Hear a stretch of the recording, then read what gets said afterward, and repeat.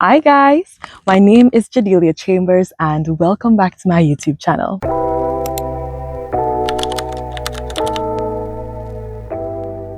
Okay, so today we are going to be talking about a topic that is a bit controversial, but it's a very relevant topic, especially in my country right now. So I am living in St. Vincent and the Grenadines, and if you live here, you'd know what's coming up. Yep, election. It is coming up on the 27th of this month, and it is causing everybody to go absolutely crazy, making memes of political leaders, going around the place blowing horns, wearing their colors, everything. And as a first time voter, finally, um, entering into this political scope has been interesting. And I say that because for my entire life, I know some people have supported this party, other persons have supported that party. But now I have to ask myself, who am I going to vote for? Because I believe it is good to exercise our right to vote because a lot of people don't have that, you know. And so as a Christian, I want to involve God in everything that I'm doing. I don't just want to be a Sunday morning Christian, and I don't just want to include God only in the Christian stuff. But if God is truly Lord over our lives, that means He gets to dictate every single aspect of it. And so, how does God fit into politics? Now, recently I've been reading the Old Testament, and I started from Genesis, and now I'm in 1 Samuel. That's a flex. I started in Genesis, and now I'm in 1 Samuel. And something interesting has stood out to me. So, being able to follow along from the very creation of the entire world to Noah and the ark, Abraham, Jacob, the children of Israel, just seeing how they're all laid out. I mean, I know the Bible stories. I know all these different stories separately, like the splitting of the Red Sea and so many of these things. But seeing the order in which they happened, the events which led up to it, and the events which influenced those things, it has really opened my eyes to a lot. And so in 1 Samuel, early in the chapter, we get introduced to Samuel, who is a prophet from God. And then what happened is that the political system, or the government, quote unquote, government system that was happening during that time, was essentially God ruling the people as if God was their God, as in God was their king, or God was their greatest authority, as in God tells them what to do.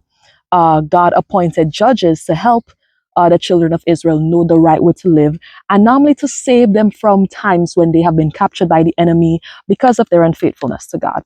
1 Samuel is when the era of the judges end and a new era begins. Let's read how this happens. So we're going to be reading from 1 Samuel chapter 8 from verses 1. It says, "Now it came to pass when Samuel was old that he made his sons judges over Israel. The name of his firstborn was Joel, and the name of his second Abijah. They were judges in Beersheba. But his sons did not walk in his ways. They turned aside after dishonest gain, took bribes, and perverted justice." Where have I seen that before? Anyways. Then all the elders of Israel gathered together and came to Samuel at Ramah and said to him, "Look, you are old," disrespectful, "and your sons do not walk in your ways. Now make us a king to judge us like all the other nations." But the thing displeased Samuel when they said, "Give us a king to judge us." So Samuel prayed to the Lord. And the Lord said to Samuel, "Heed the voice of the people in all that they say to you, for they have not rejected you, but they have rejected me, that I should not reign over them." So we'll end there. Essentially what was happening here is that, you know, the children of Israel, they were sick of God being their number one ruler, and they wanted a physical king to come and rule over them, just like all the other nations. Now, God ended up allowing this to happen, but he told Samuel to give them a warning first. And I just want to read that warning really quickly. We'll just read a few key verses. So in verse 11, it says, "And he said, this will be the behavior of the king who will reign over you. He will take your sons and appoint them for his own chariots and to be his horsemen, and some will run before his chariots, Verse 13, he will take your daughters to be perfumers, cooks, and bakers, and he will take the best of your fields, your vineyards, and your olive groves, and give them to his servants. Verse 15 says, he will take a tenth of your grain and your vintage and give it to his officers and servants. And Samuel just goes on and outlines all the things that this king would do to them that would not end up being good for them.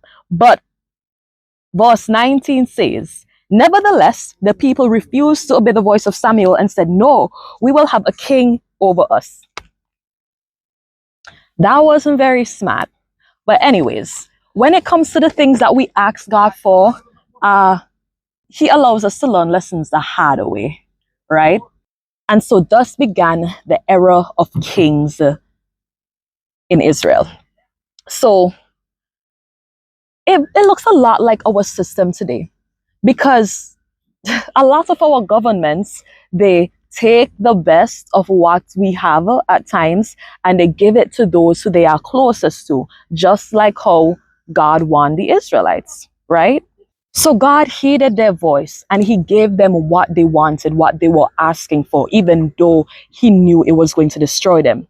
And what I see with the nation of Israel is God's intended nation. He gave the children of Israel's rules, regulations, and a certain type of government that would be ideal. But what happened was that the children of Israel desired something else. So then I began to wonder, what would it really look like if an entire nation really followed the Lord? If God was truly the head of our countries, of our nations, what would things look like? Because that's how it's going to be in heaven. And thy kingdom come, thy will be done. I'm praying that, well, it seems nearly impossible, but I'm wishing that something like that could be done on earth, because God's rule is perfect, right? At our recent independence parade, because we celebrated independence about 2 weeks ago, there was an opening prayer. And I tell you guys, that opening prayer was wow. Closing my eyes in that arena while we had the independence parade and hearing that prayer, it nearly made me think that we were actually, a God-fearing Christian nation, you know. But when I opened back my eyes, I got flashback to reality. Because what happens is that even though, like, you might enter the political game as a Christian, and even though you have your Christian values that you grew up with, very soon it might be easy to start trying to please the people. And if we go further along in this story, we see how awful that is. So the first king of Israel was named King Saul, but he ended up losing his kingship because he obeyed the voice of people more than he obeyed the voice of God. Now, the way that God desired for this kingship to work was that this king was just a physical ruler over them, but that the king would be in submission to God and his law. So it's like God indirectly ruling over them. But if the king himself was not obeying the voice of God, then what does that say about the entire nation? So Saul ended up getting stripped from his right of kingship because his heart was not after God and he did not obey God. And I'm just thinking about our everyday situation, about how if you want to get into power, especially when you're in democracy, you have to please the people. And from that very point, from that very common sense knowledge, I know that our political system is not right. You are supposed to serve the people, not please the people. But then if you don't please the people, then people ain't gonna vote for you. So you see where that dilemma kind of comes in. And what I've heard recently is that every political institution out there, every political party has some form of corruption within it. And I don't know much, but I think that much is pretty obvious, right? Because we are sinful human beings. And when you're a political leader, you can't essentially tell everyone, oh, yeah, y'all, I made a mistake. Please forgive me.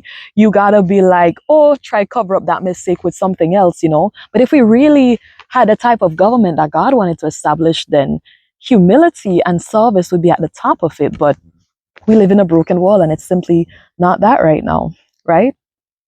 So now what are we as Christians supposed to do? We are faced with two or more choices of leaders who are far from perfect. A lot of persons vote the political leader who has who their family has been voting for many generations. Like persons are born into a family, they don't know what that political leader did for them. They don't know why they voting them. So my mommy have vote them, my daddy have vote them, my auntie have vote them, my uncle have vote them, so me have vote them. Right? Other persons, they had like personal experiences with these political leaders and they pledged their allegiance to them. But what if we as Christians really just went away from the normal goings of society and we, oh, hear me out, what if we just asked God who to vote for? Because if he is Lord over our lives, then that means he should have authority and he should be telling us what to do in every aspect of our life. And if our vote matters so much, then why don't we submit that to God like we should submit every other part of our life to God?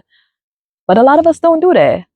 And if you don't, I'm challenging you right now. Like if election is coming up soon in your country or in whatever you do, you need to acknowledge God and ask him what to do. Because think about it this way. God is the only one who knows the future. He literally holds the future in his hands.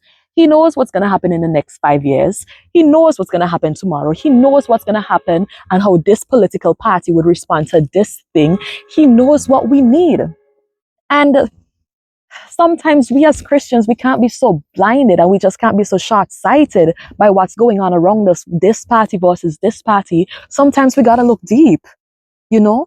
And sometimes we just have to simply ask God what to do because that's what he desires from us, right? God knows what's going to happen and he knows which political party would deal with this in the best way. And another thing that I gotta say is that some of us are more vocal about our political opinion than we are about our faith. It had to be said. Because some of us, like when election time come around, you can clearly know which party you are supporting. But 5-10 years into a friendship and people don't even know that you're a Christian, like, come on, we need to do better, you know? And so it's like anything that we place above God is an idol. And so maybe some of these political parties, ideologies, and leaders have become idols because their say is higher than the say of God. Like we want them to win more than we want God to reign in our lives. You get me?